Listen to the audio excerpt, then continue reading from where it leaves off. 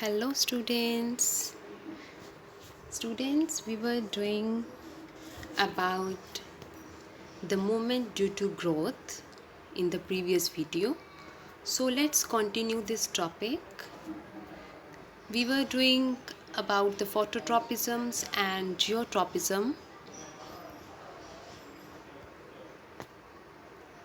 Let's start.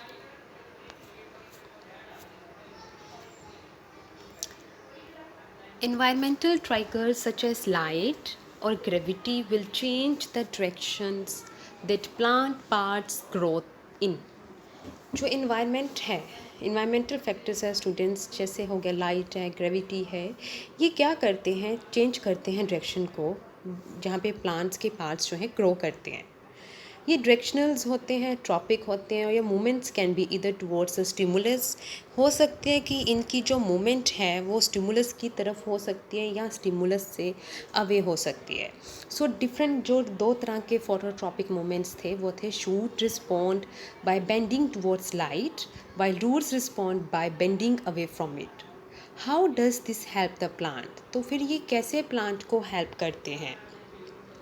Plants show tropism in response to other stimuli as well. Plants जो हैं students वो ट्रॉपिज्म्स जो हैं वो शो करते हैं दूसरे स्टिमुलाई के लिए.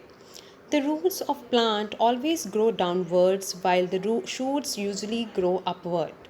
हमें पता है कि जो रूट है प्लांट की वो हमेशा डाउनवर्ड जो है वो ग्रो करती है, और जो शूट है वो हमेशा कहाँ ग्रो करती है? Upward and away from the earth.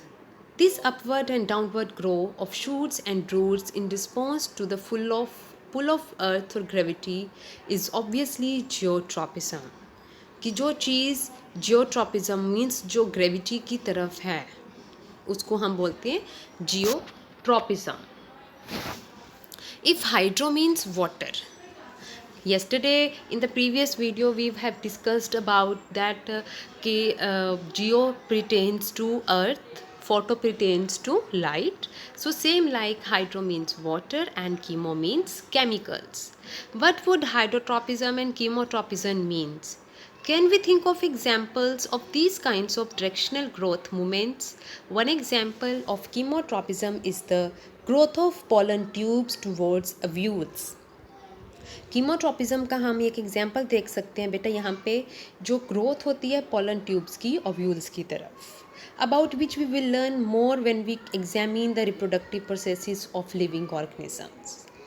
Let's now once again think about how information is communicated, how information is communicated in the bodies of multicellular organisms. अब हम ये देखते हैं कि जो इन्फॉर्मेशन है मल्टी सेलुलर ऑर्गेनिजम्स में कैसे कम्युनिकेट करती है. The movement of the sensitive plant in response to touch is very quick. जो सेंसिटिव प्लांट होते हैं जब हम उनको टच करते हैं तो उनकी मूवमेंट जो है वो बहुत क्विक होती है. The movement of sunflowers in response to day और night on the other hand is quite slow. अब हम बेटा देखते हैं कि जो सनफ्लावर का डायरेक्शन होता है, सनफ्लावर का मूवमेंट होता है, वो रिस्पॉन्स करते हैं डे और नाइट को, वो काफ़ी जो स्लो होता है. Growth related movement of plants will be even slower, और जो ग्रोथ रिलेटेड मूवमेंट होती है वो भी स्लो होती है. Even in animal bodies there are carefully controlled directions to growth. Animals जो हैं, एनिमल की बॉडीज़ भी जो हैं बेटा, उनमें भी जो उनकी ग्रोथ होती है वो कंट्रोल डायरेक्शन में होती है. आर आर्म्स, हमारे जो आर्म्स हैं और फिंगर्स हैं वो ग्रो करते हैं एक सर्टन डायरेक्शन में.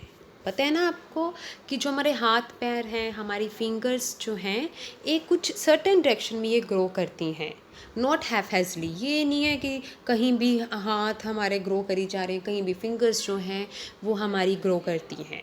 So control movements can be इधर स्लो और फास्ट. सो जो कंट्रोल मूवमेंट्स होती हैं वो स्लो हो सकती हैं या फास्ट हो सकती हैं.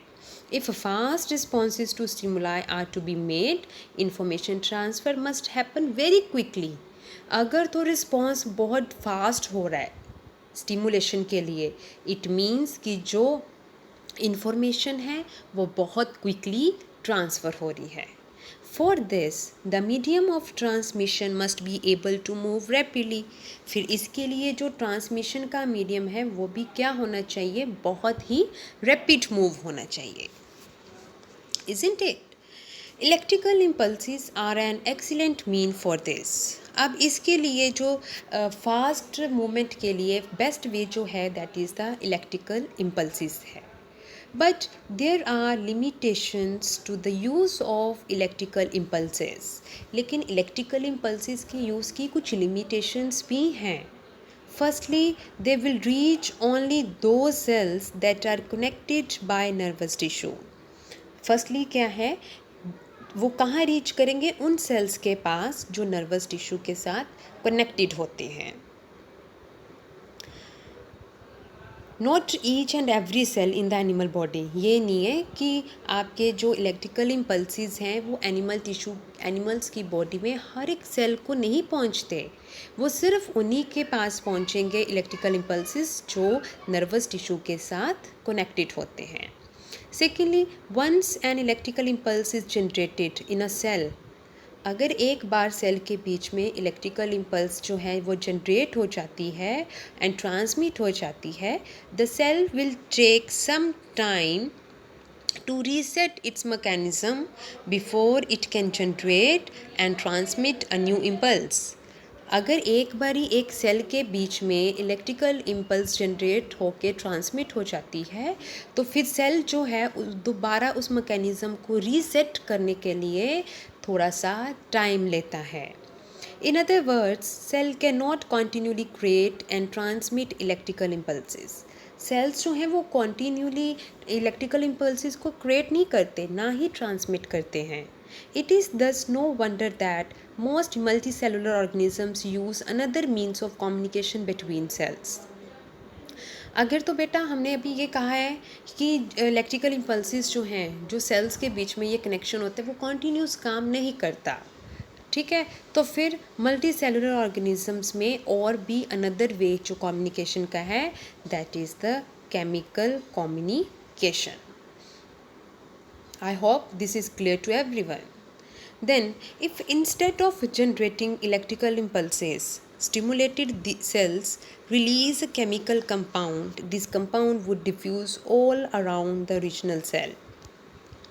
अगर केमिकल रिस्पॉन्स आ रहा है, केमिकल कम्युनिकेशन हो रहा है, तो फिर क्या होगा, कंपाउंड जो है वो पूरे ऑल अराउंड जो है ओरिजिनल सेल में डिफ्यूज़ हो जाता है।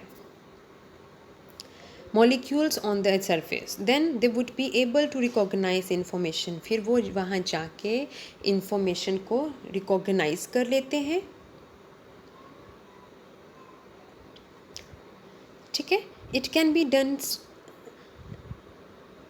they would be able to recognize information and even transmit it, और फिर इसको ट्रांसमिट करते हैं। This will be slower but it can be potentially reach all cells of the body. ये स्लो होता है प्रोसेस, लेकिन जो बॉडी के पूरे सेल्स हैं वहाँ तक ये पहुँच पाता है। Regardless of nervous connection, it can be done steadily and persistently. These compounds or hormones used by multicellular organisms for control and coordination show a great deal of diversity. As we would expect, different plant hormones help to coordinate growth, development, and response to the environment. They are synthesized at places away from where they act and simply diffuse to the area of action. Let's take an example that we have worked with earlier 7 activity. When growing plants detect light, a hormone called auxin synthesized at the shoot tip. अब यहाँ पे suppose ये हमारी shoot है and these are the roots, okay. अब यहाँ पे जो शूट की टिप है, ये जो टिप पॉइंट है शूट का, यहाँ पे कौन सा हार्मोन सिंथेसाइज होगा, ऑक्सिन हार्मोन।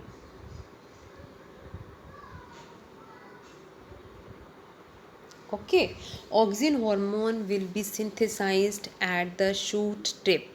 यहाँ से फिर इसके जो सेल्स हैं वो लॉन्गर ग्रो करेंगे, और जैसे जैसे यहाँ पे इसके सेल्स जो हैं वो ग्रो करेंगे तो यहाँ की जो स्टेम है वो उसकी ग्रोथ जो है ऊपर बढ़ती जाएगी. When light is coming from one side of the plant, oxygen diffuses towards the shady side of the shoot. Suppose आपने प्लांट जो है एक विंडो में रखा हुआ है, सेम जैसे हमने एक्टिविटी में पढ़ा था प्रीवियस वीडियो में. तो यहाँ पे अगर इसकी शूट की टिप पे ऑक्सीजन है और इस साइड पे सन है,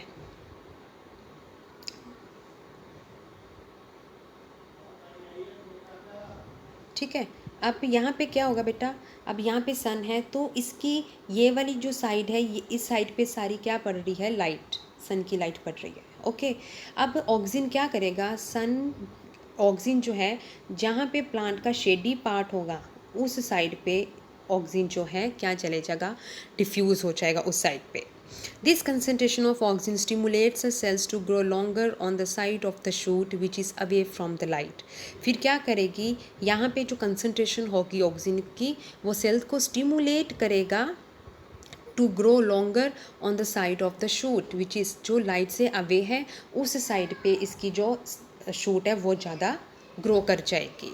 Thus the plant appears to bend towards light. इसी वजह से लगता है कि प्लांट जो है वो इसकी तरफ बेंड हुआ है.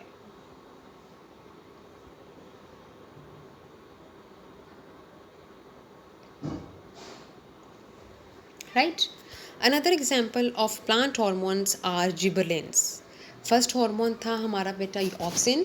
अब now second hormone is the gibberellin which like auxin helps in the growth of the stem. ये भी स्टेम की ग्रोथ करता है. Cytokinins promote cell division. Cytokinin जो है हमारा थर्ड हार्मोन है, ऑक्सिन हमारा था first hormone, gibberellin second hormone and cytokinin is the third hormone. Cytokinin का बेटा काम क्या है, सेल को डिवाइड करना. ठीक है, सेल को डिवाइड करके उनकी रैपिड सेल डिवीजन करना, सेल की जल्दी जल्दी डिवीजन करना, जैसे फ्रूट्स हो गए और सीड्स हो गए.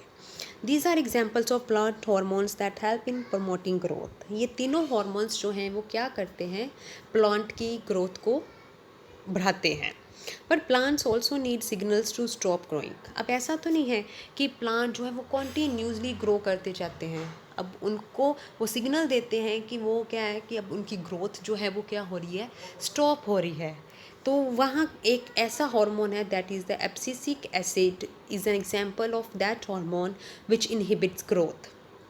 जो ग्रोथ को क्या करेगा, इनहिबिट करता है. ठीक है. It effects include wilting of leaves. तो अभी हमने प्लांट हार्मोन्स जो थे वो हमने किए, एक को किया हमने ऑक्सिन, ठीक है, फिर किया जिबरेलिन, और थर्ड किया है साइटोकाइनिन, और fourth is our abscisic acid जिसको हम ABA भी बोलते हैं. ये तीनों हार्मोन्स बेटा जो है ये क्या करते हैं, ग्रोथ को प्रमोट करते हैं. राइट. और जो एब्सिसिक एसिड है ये क्या करता है, ग्रोथ को इनहिबिट करेंगे. Is it clear? Now we having some questions. What are plant hormones? How is the movement of leaves of the sensitive plant different from the movement of shoot towards light? Give an example of plant hormone that promotes growth. How do auxins promote the growth of tendril around a spot? And design an experiment to demonstrate hydrotropism. Students जो हमने अभी सारे ये topics discuss किए हैं उन्हीं के base पे ये क्वेश्चंस हैं. I hope you can right it easily. इसके आंसर्स जो हैं बड़े अच्छे से देख सकते हो क्योंकि मुझे लगता है कि ये कंसेप्ट जो है आपको बहुत अच्छे से क्लियर हो गया होगा. Now we having hormones in animals. अभी तो हमने प्लांट्स के हार्मोन्स के बारे में बात की थी. Now we will discuss hormones in animals. How are such chemical or hormonal means of information transmission used in animals, but to some animals, for instance squirrels? अब केमिकल हार्मोनल का मतलब कि इंफॉर्मेशन को ट्रांसमिट करना. क्या कुछ animals हैं जैसे स्क्विरल है, गिलहरी, जब उसको स्केरी सिचुएशन आती है तो वो क्या करती है, भागती है, right. In for instance, squirrels experience when they are in scary situation, their bodies have to prepare for either fighting or running away. उनकी बॉडी जो है वो रेडी प्रिपेयर करती है अपने आप को, या तो उसने उस सिचुएशन से फाइट करना है या उस सिचुएशन से दूर भागना है. Both are very complicated activities.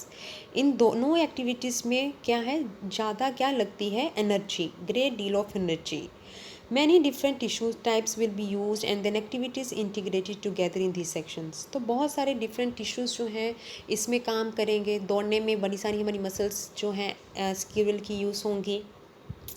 So the two alternate activities, या तो fighting है या running है, also quite different. दोनों activities different हैं. So here is a situation in which some common preparations can be usually made in the body. तो क्या ऐसी सिचुएशन में कुछ कॉमन प्रेपरेशंस होते हैं जो बॉडी में होते हैं. This preparation should ideally make it easier to do either activity in the near future. How would this be achieved? इसको हम कैसे अचीव कर सकते हैं? If the body design the square rely only on electrical impulses. अगर तो जो squirrel का बॉडी स्ट्रक्चर है सिर्फ इलेक्ट्रिकल इम्पल्सेस के ऊपर ही रिलाई करे, range of tissues instructed to prepare for the coming activity would be limited. तो जो टिश्यूज़ की रेंज होंगी जो उनको इंस्ट्रक्ट करेंगी कि आने वाली एक्टिविटी के लिए प्रिपेयर रहना है, तो वो क्या होगा, उसका limited. On the other hand, if a chemical signal were to be sent as well, electrical impulses के साथ साथ अगर उसको हम केमिकल सिग्नल भी उसको प्रोवाइड होगा, then it will reach all cells of the body and provide wide ranging changes needed. तो फिर अगर इलेक्ट्रिकल इम्पल्सेस भी उसको मिल रहा है तो उसको जो सिग्नल्स हैं वो पूरे बॉडी के सेल्स तक जाएंगे और वो बहुत सारे जो चेंजेस हैं, नीड जो हैं, वो कर सकता है. This is done in many animals. Human beings को भी ऐड करके ये मतलब ये सारी जो चीज़ें हैं वो एनिमल्स में प्लस ह्यूमन बींग्स में होती हैं. Using hormone call adrenaline that is created from the adrenal glands. ये जो है चीज़ जो है, इस केमिकल सिग्नल जो मिलता है इनको कहाँ से मिलता है, एड्रिनल ग्लैंड से. ठीक है.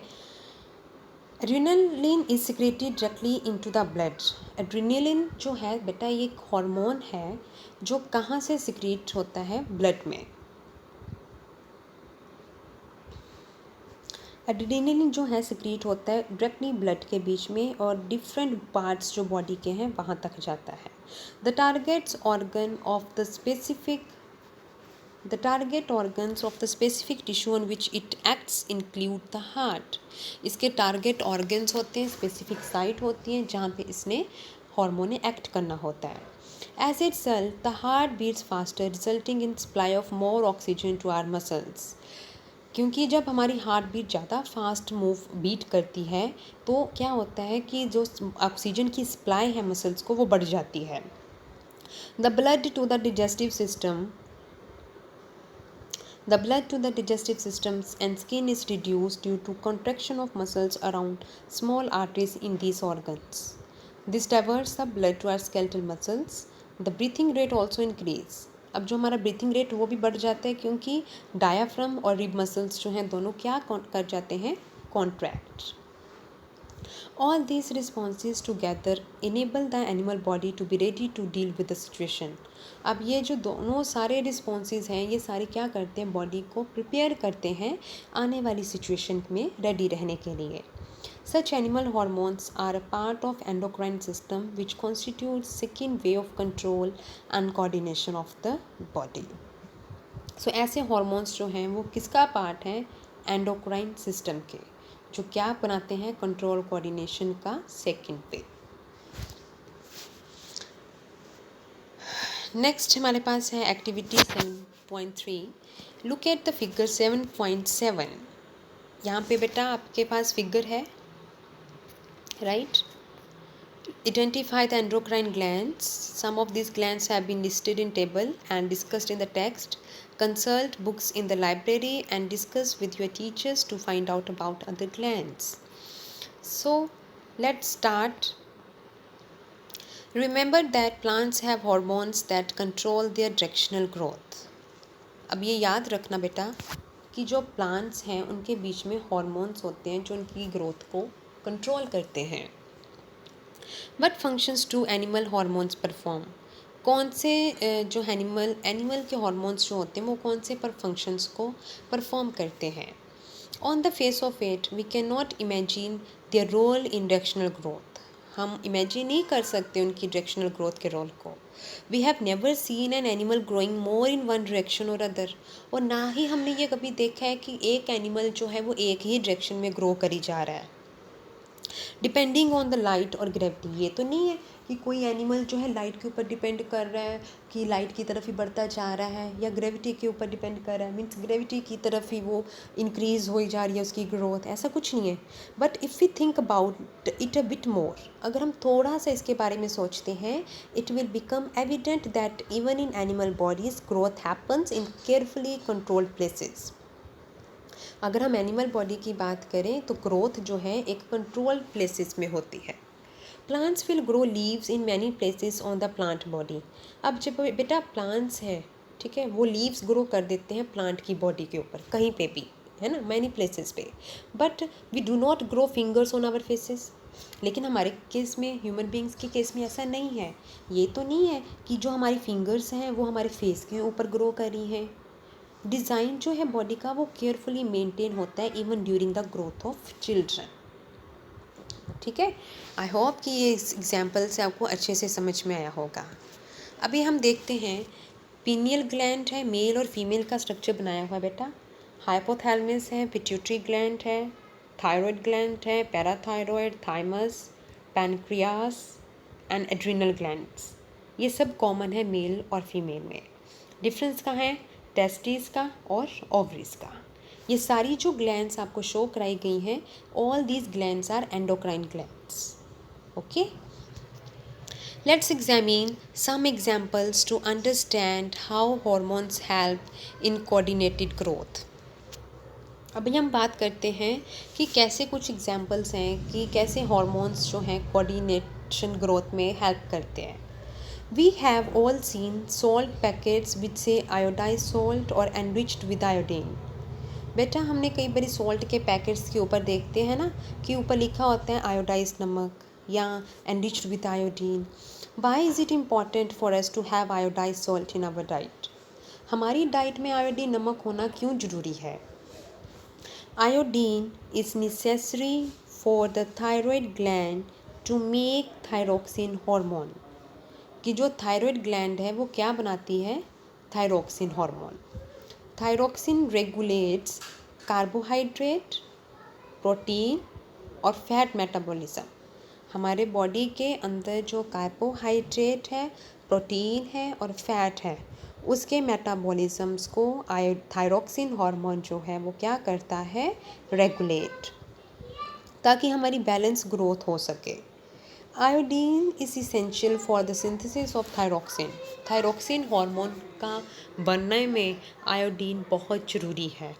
In case iodine is deficient in our diet, अगर आयोडीन की हमारी डाइट में कमी हो जाती है, there is a possibility that we might suffer from goitre. तो हमें गॉइटर की जो डिसीज़ है वो हो सकती है। आपने कभी स्टूडेंट्स देखा होगा किसी बच्चों लेडीज़ के बीच में ऐसा होता है कि उनकी जो नेक है वो क्या हो जाती है? स्वेल्ड हो जाती है। One of the symptoms in this disease is swollen neck. Neck जो है वो क्या हो जाती है? पूरी तरह से स्वॉलन हो जाती। Can you correlate this with the position of thyroid gland? Sometimes we come across people who are either very short. कई बार हम देखते हैं कि कुछ लोग बहुत ही छोटे हाइट के रह जाते हैं, बौने हाइट के होते हैं, जिनको हम ड्वार्फ्स बोलते हैं। और कुछ एक्सट्रीमली लार्ज मतलब लॉन्ग हाइट हो जाती है उनको, हम तो क्या बोलते हैं? हम उनको जाइंट्स बोलते हैं। Have you ever wonder how this happen? ऐसे कैसे होता है? Growth hormone is one of the hormone secreted by pituitary. अभी हमने यहाँ पे डायग्राम में देखा है पिट्यूटरी ग्लैंड ना, विच is present in our brain. Previous video में भी हमने ये डिस्कस किया था कि पिट्यूटरी ग्लैंड जो है that is our master gland which is present in our brain. तो पिट्यूटरी ग्लैंड जो है क्या करती है बेटा? वो एक ग्रोथ हार्मोन है, ठीक है, जो हमारी ग्रोथ को, डेवलपमेंट को बॉडी की, उसको रेगुलेट करते हैं। अगर तो ये इसकी डेफिशिएंसी हो जाए, इस हार्मोन की डेफिशिएंसी हो जाए, तो बच्चा जो है वो क्या हो जाता है, ड्वार्फिज्म रह जाता है, हाइट उसकी शॉर्ट रह जाती है। You must have noticed many dramatic changes in your appearance as well as that your friends as you approach 10 to 12 years of age. बच्चे, जब आपने कभी किसी को नोटिस किया होगा कि जब भी आप 10 या 12 की एज में पहुंच जाते हैं, तो फिर आपको उसमें बहुत सारे चेंजेस जो हैं वो नज़र आने शुरू हो जाते हैं। ये चेंजेस जो है प्यूबर्टी के साथ एसोसिएटेड हैं, because secretion of the testosterone in males and oestrogen in females. Males के बीच में टेस्टोस्टेरोन नाम का हार्मोन होता है और फीमेल्स के बीच में एस्ट्रोजन नाम का एक हार्मोन होता है। इनकी वजह से मेल और फीमेल मीन्स बॉयज़ और गर्ल्स में जो चेंजेस आते हैं 10, 12, 13, 14 की एजेस में, इनकी वजह से होता है। Do you know anyone in your family or friends who has been advised by the doctor to take less sugar in their diet?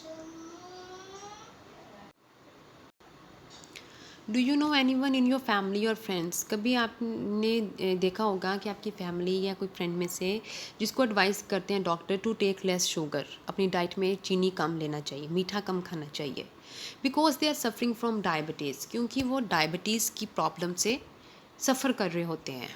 As a treatment they might be taking injections of insulin, तो फिर उनको insulin के injections दिए जाते हैं। This is a hormone which is produced by the pancreas. ये जो hormone है इसको कौन प्रोड्यूस करता है? Pancreas. It helps in regulating blood sugar level. Pancreas क्या करता है? शुगर लेवल को रेगुलेट करता है। If it is not secreted in proper amount, अगर ये प्रॉपर अमाउंट में सिक्रीट ना हो तो शुगर लेवल जो है ब्लड का राइज कर जाता है और बॉडी के बीच में हार्मफुल इफ़ेक्ट्स जो हैं क्रिएट करता है। If it is so important that hormones should be secreted in precise quantity, ये ज़रूरी है कि हार्मोन जो है हमारी बॉडी में प्रिसाइज क्वांटिटी में सिक्रीट होना चाहिए। The timing and amount of hormone released and are regulated by feedback mechanisms. For example, if the sugar level in blood rise, अगर ब्लड में शुगर का लेवल बढ़ जाता है, they are detected by the cells of the pancreas which respond by producing more insulin. अगर sugar का level बढ़ जाता है तो इंसुलिन भी अंदर बढ़ना ज़्यादा शुरू हो जाएगा। As the blood sugar level falls, insulin secretion reduced. अगर ब्लड शुगर कम हो जाती है तो इंसुलिन का लेवल सिक्रीशन कम हो जाएगी, और अगर आपका ब्लड में शुगर लेवल बढ़ रहा है किसी का, तो इट मीन्स उसमें जो इंसुलिन की सिक्रीशन है वो ज़्यादा हो रही है। Now we having a table is given. Let's discuss about it. First hormone जो है हमारा, that is the growth hormone. Endocrine gland है इसकी pituitary gland. Okay. यहाँ पे एक हमारा थायरोक्सिन हार्मोन आएगा। ठीक है स्टूडेंट्स, यहाँ पे एक थायरोक्सिन हार्मोन है जो थायराइड ग्लैंड जो है रिलीज़ करती है। ग्रोथ हार्मोन जो है इसका काम क्या है? ग्रोथ को स्टिमुलेट करना। थायराइड ग्लैंड का काम क्या है? मेटाबॉलिज्म को देखना। इंसुलिन जो है, ठीक है, उसका आ गया ब्लड शुगर को रेगुलेट करना। टेस्टोस्टेरोन्स जो हैं टेस्टिस में आ गए, ठीक है। एस्ट्रोजन जो है वो आ जाता है ओवरी में।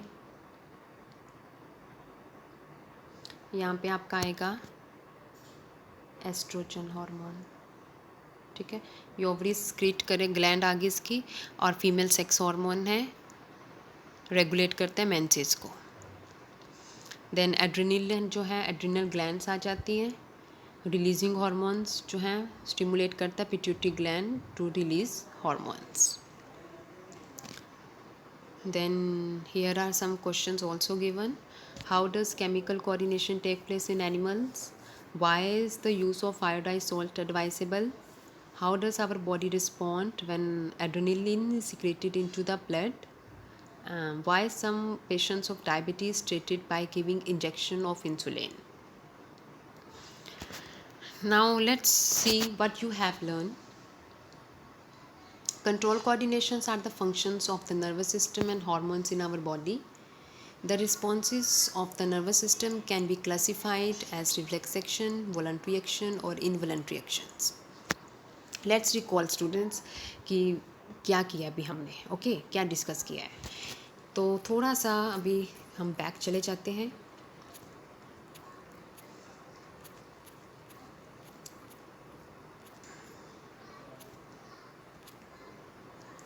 चैप्टर के स्टार्टिंग में हम देखा था बेटा हमने कि कंट्रोल और कोऑर्डिनेशन है क्या, है ना. तो कंट्रोल कोऑर्डिनेशन हमने देखा था कि ये जो है हमारी जो मूवमेंट है बॉडी की उसके लिए रिस्पॉन्सिबल होता है. ठीक है, हमारा जो कंट्रोल कोऑर्डिनेशन है सिस्टम वो नर्वस और मस्कुलर टिश्यू से रिलेटेड है. और हमारा नर्वस सिस्टम जो है न्यूरॉन्स का बना हुआ है. ठीक है, न्यूरॉन का स्ट्रक्चर आपको दिखाया गया यहाँ पे. उसके बाद बात की गई थी रिफ्लेक्स एक्शन की कि कैसे हम लोग स्टिमुलेशन को रिस्पॉन्स करते हैं. जैसे आपको बताया गया था कि जब हमारी आइज़ में तेज लाइट ब्राइट लाइट पड़ती है या कोई भी हमारे हाथ पे नीडल प्रिक कर देता है तो हम अपना हाथ पीछे उठा लेते हैं, है ना. तो ये क्या किया हमने, उस स्टिमुलेशन को रिस्पॉन्स किया था. ये जब गर्म चीज़ को टच करते तो हम फटाफट अपना हाथ पीछे कर लेते हैं. सो ये सारा जो था रिफ्लेक्स एक्शंस के रिलेटेड था. ठीक है, फिर हमने ह्यूमन ब्रेन के बारे में बात की थी, जो कि हमारा ह्यूमन ब्रेन जो है थिंकिंग पार्ट है ब्रेन का, जो कि सेंसरी इम्पल्सिस को रिसीव करता है रिसेप्टर से.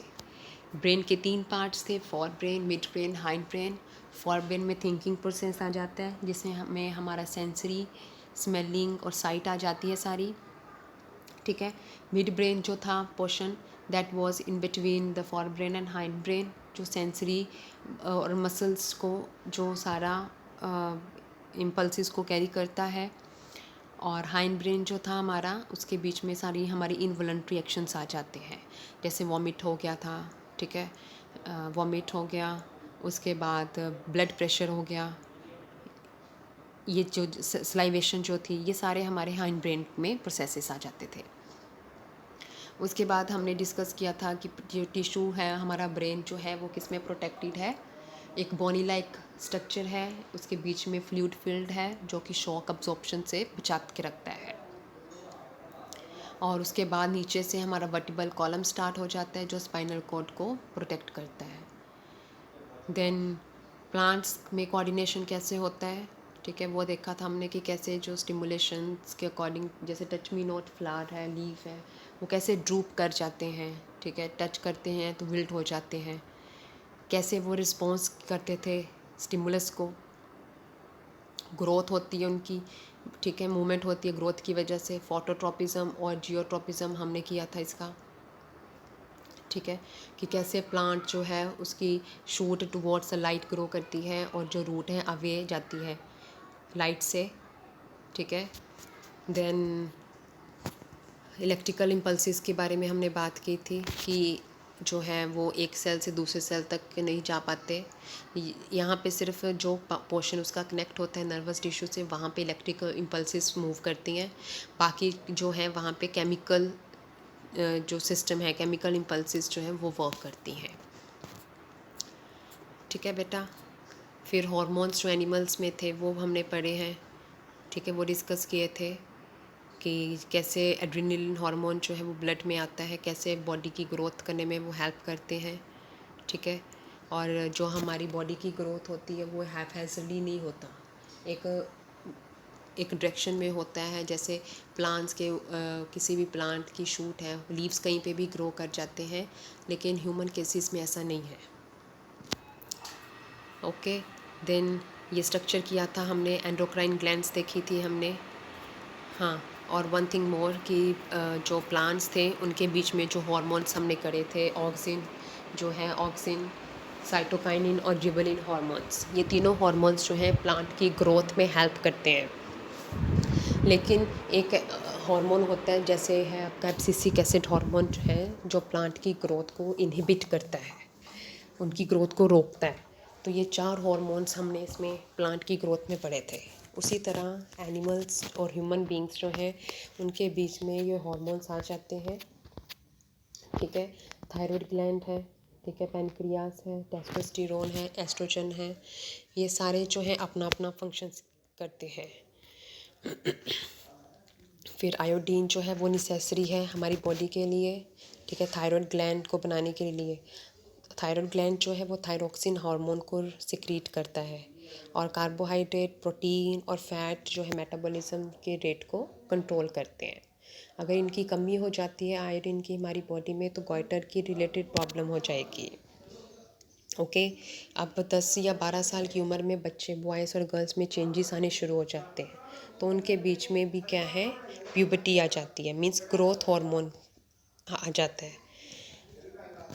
ये चीज़ें हमने आज डिस्कस की थी इस चैप्टर में। उसके बाद कई बारी ब्लड में शुगर लेवल इंक्रीज़ हो जाता है। ब्लड शुगर लेवल इंक्रीज़ हो जाना मीन्स कि जो ये कहाँ से सिक्रीट होता है, पैनक्रियाज से। ये एक हार्मोन सिक्रीट करते हैं, उसको हम बोलते हैं इंसुलिन, ठीक है। तो अगर तो हार्मोन इंसुलिन का लेवल बढ़ जाता है, ब्लड शुगर लेवल बढ़ जाता है बॉडी में, इट मीन्स जो आपके इंसुलिन है वो ज़्यादा सिक्रीट हो रही है। और अगर ब्लड शुगर लेवल फॉल कर रहा है, इट मीन्स इंसुलिन की सिक्रीशन कम हो जाती है। तो ये जो था सारा हमारा इसके रिगार्डिंग, तो हम ये हार्मोन्स थे हमारे, ठीक है, growth hormone, insulin, testosterone, adrenaline releasing hormones. तो बेटा this was about our chapter number 7, that was the control and coordination. एक बार हमने इसको सारा रिवाइंड कर लिया है। अगर आपको किसी को इस चैप्टर के रिगार्डिंग कोई भी प्रॉब्लम लगती है, कोई भी टॉपिक जो है आपको क्लियर नहीं हो रहा, तो then you can ask, you can write in the comment box and ask कि मैम हमें ये टॉपिक जो है, ये कंसेप्ट जो है क्लियर नहीं है, तो I will again explain to you. Okay, so I hope कि ये जो चैप्टर है, वैसे तो मैंने बहुत अच्छे से आपको क्लियर कराया है, लाइन टू लाइन आपको समझाई है, और लगता है मुझे कि बहुत अच्छे से अभी ये कंसेप्ट आपको वैसे तो भूलेगा नहीं, बट फिर भी अगर किसी को लगता है कि कोई प्रॉब्लम है, देन यू कैन आस्क।